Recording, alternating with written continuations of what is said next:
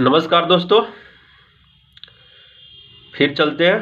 हम लोग देखते हैं पॉलिटी से जुड़े हुए तथ्य, पॉलिटी से जुड़े हुए क्वेश्चन। शुरू करते हैं हम लोग। यदि पूछ लिया जाए कि भारतीय संविधान पर किस अधिनियम का सबसे अधिक प्रभाव है, तो बताइएगा 1935 का अधिनियम, अर्थात भारत सरकार अधिनियम 1935 का अधिनियम का भारतीय संविधान पर सबसे अधिक प्रभाव है। यदि आपसे पूछ लिया जाए एकात्मक पद्धति का लाभ क्या है, जैसे शासन पद्धति दो प्रकार के होते हैं, एक होता है संघात्मक, एक एकात्मक। तो संघात्मक जैसे अमेरिका आ जाते हैं, कनाडा आ जाते हैं, भारत आ जाते हैं, तो उसी प्रकार एकात्मक शासन पद्धति पूछ लिया जाए तो ऐसे जापान, आपको ये क्या बोलते हैं यूके अर्थात इंग्लैंड, ये सब आते हैं।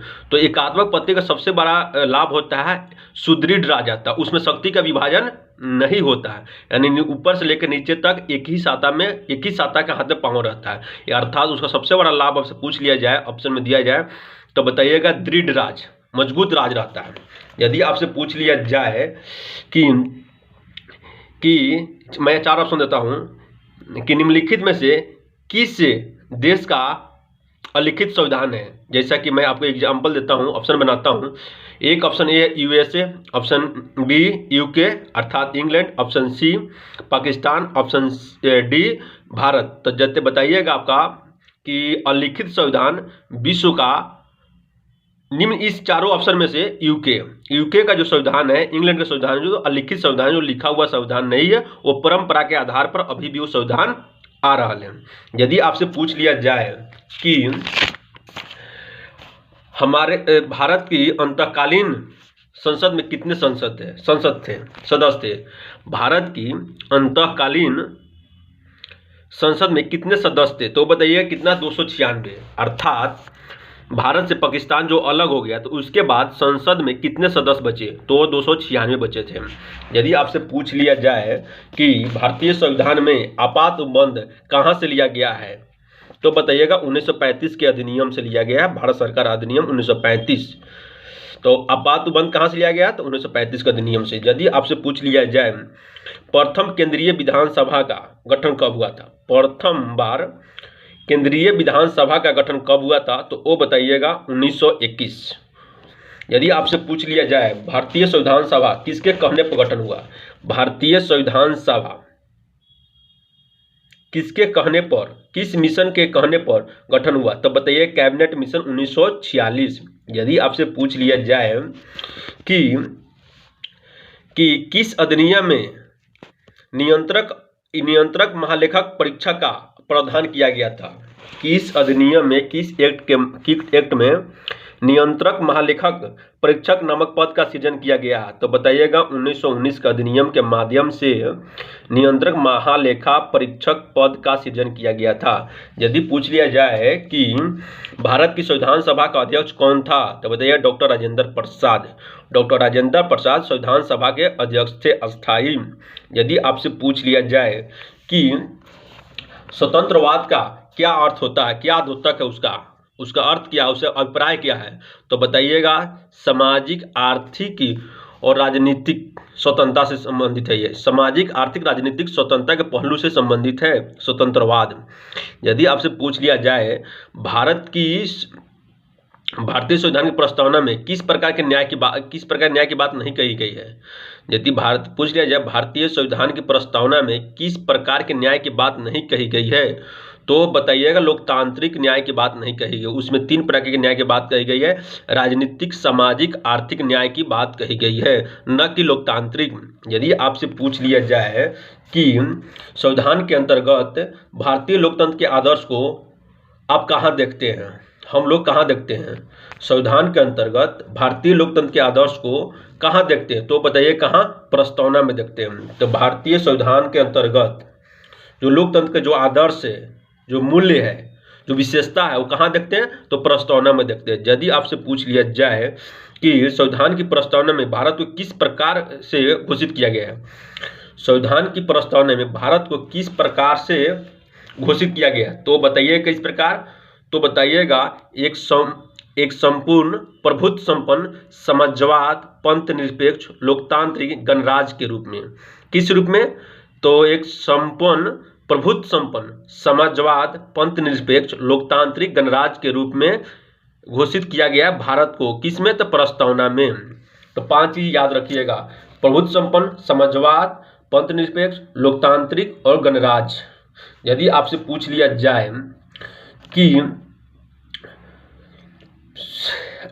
जाए लोकप्रिय प्रभुसत्ता का क्या अभिप्राय होता है? लोकप्रिय प्रभुसत्ता का आपका क्या अभिप्राय, तो बताइएगा जनता के प्रतिनिधियों का प्रभुत्व, जनता के द्वारा जो प्रतिनिधि चुने जाते हैं उस प्रतिनिधियों का प्रभुत्व वो होता है प्रभुसत्ता का अभिप्राय। यदि आपसे पूछ लिया जाए कि भारत पूर्ण संप्रभु लोकतांत्रिक गणतंत्र कब बना है? भारत पूर्ण संप्रभु लोकतांत्रिक गणतंत्र कब बना? तो बताइएगा कब? 26 नवंबर 1949। यदि आपसे पूछ लिया जाए कि भारत पूर्ण संप्रभु लोकतांत्रिक गणतंत्र कब बना? तो 26 नवंबर 1949। यदि आपसे पूछ लिया जाए कि भारतीय संविधान पूर्णतः किस तिथि को लागू हुआ? तो बताइएगा 26 जनवरी 1950। यदि आपसे पूछ लिया जाए उद्देशिका में, जो उद्देशिका है, संविधान की उद्देशिका, संविधान की प्रस्तावना है, उसमें कितने बार संशोधन किया गया? तो बताइएगा मात्र 1 बार संशोधन किया गया, वो भी कब? 1976 में। और उसके माध्यम में क्या जोड़ा गया? तो उसके माध्यम से क्या जोड़ा गया? समाजवाद, पंथ निरपेक्ष और एकांतता, जो अखंडता सब जोड़ा गया। तो संविधान की प्रस्तावना में 1 बार संशोधन किया गया है, उसके माध्यम से समाजवाद, पंथ निरपेक्ष और अखंडता शब्द को जोड़ा गया। यदि आपसे पूछ लिया जाए भारतीय संविधान की प्रस्तावना में क्या संघीय विशेषता है? तो बताइए भारतीय संविधान की प्रस्तावना में संघीय विशेषता नहीं है। तो यदि आपसे पूछ लिया जाए कि हमारे संविधान की प्रस्तावना में कौन सी चीज उल्लेखित नहीं है? तो बताइए व्यक्ति मताधिकार नहीं उल्लेखित है, वो बाद में जोड़ा गया है। व्यक्ति मताधिकार भारत के संविधान के प्रस्तावना में नहीं है। व्यक्ति मताधिकार संविधान के प्रस्तावना में नहीं है, ध्यान रखिएगा क्या? तो व्यक्ति मताधिकार। यदि आपसे पूछ लिया जाए संविधान के निर्माताओं के मनोभाव और आदर्श कहाँ प्रतिबिंब होते हैं? संविधान के जो निर्माता, संविधान के जो बनाने वाले थे, उनकी मनोभाव, उनके जो आदर्श कहाँ प्रतिबिंब होते हैं, कहाँ प्रदर्शित होते हैं? तो प्रस्तावना में प्रस्तुत होते हैं। यदि आपसे पूछ लिया जाए कि भारत के संविधान में भारत को किस रूप में वर्णित किया गया है? तो राज्यों के संघ के रूप में वर्णित किया गया है। भारत के संविधान में भारत को राज्यों के संघ के रूप में वर्णित किया गया है। यदि आपसे पूछ लिया जाए कि संविधान के अनुच्छेद 1 में भारत को क्या कहा गया? तो उसको बताइएगा राज्यों का संघ। संविधान के अनुच्छेद 1 में क्या कहा गया? राज्यों के संघ। यदि आपसे पूछ लिया जाए किस अनुच्छेद में इंडिया को भारत कहा गया? यदि पूछ लिया जाए संविधान के किस अनुच्छेद में इंडिया को भारत कहा गया, तो वो बताइएगा किसमें? तो किस अनुच्छेद में? तो अनुच्छेद 1। यदि आपसे पूछ लिया जाए शक्ति का विभाजन और स्वतंत्र न्यायपालिका किसकी विशेषता है?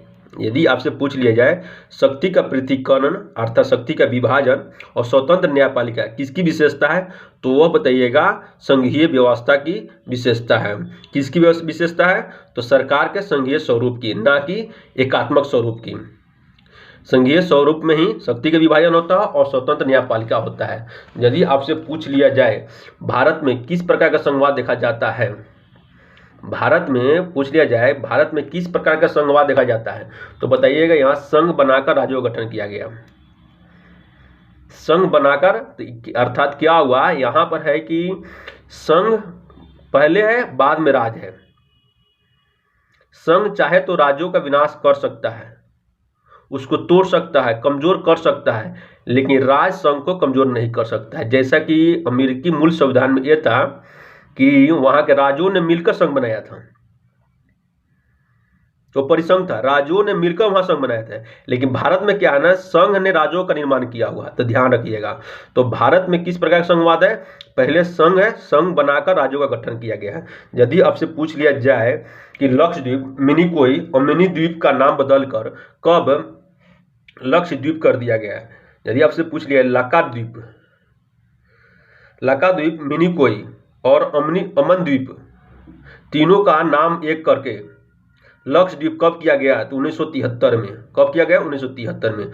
तो मेरे प्यारे दोस्त, आज के वीडियो में इतना ही, फिर नेक्स्ट वीडियो में मिलूंगा। अब हमको दीजिए आप लोग छुट्टी। Thank you.